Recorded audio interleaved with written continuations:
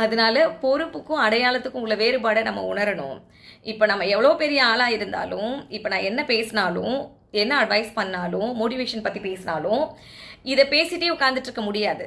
என் குழந்தைங்களுக்கு ஒரு அம்மாவாக நான் என்ன செய்யணுமோ அதை செய்யணும். என்னுடைய கணவருக்கு அவருடைய மனைவியாக நான் என்ன பண்ணுமோ என் பொறுப்பில் இருந்து அதை சற்றும் விலகாமல் அதை நான் பண்ணணும். என் அப்பாவுக்கு நான் பொண்ணு அப்படின்ற பொறுப்பில் இருந்து நான் மாறாமல் அதுக்குன்னு அந்த ஒரு சில க்ரைட்டீரியாவிலேருந்து நான் சற்றும் விலகாமல் என்னோடய பொறுப்பை சரியாக செய்யும் பொழுது தான் ஓகே எனக்கு மதிப்பு கூடும். அட இந்த அம்மாவா சும்மா ஃபோனில் தான் பேசிட்டு உட்காந்துட்ருப்பாங்க, வீட்டில் குழந்தைங்கள பார்க்க மாட்டாங்க, குடும்பத்தை பார்க்க மாட்டாங்க, இப்படி இருந்தால் என்னோடய பேச்சுக்கு ஏதாவது வேல்யூ இருக்கா? எதுவுமே கிடையாது. அதனால் புரிஞ்சுக்கோங்க, அடையாளத்துக்கும் பொறுப்புக்கும் உள்ள வித்தியாசம் என்ன அப்படின்றது. அடையாளன்றது நம்ம யார் என்ன பண்ணுறோம் அப்படின்றது தெரியும்.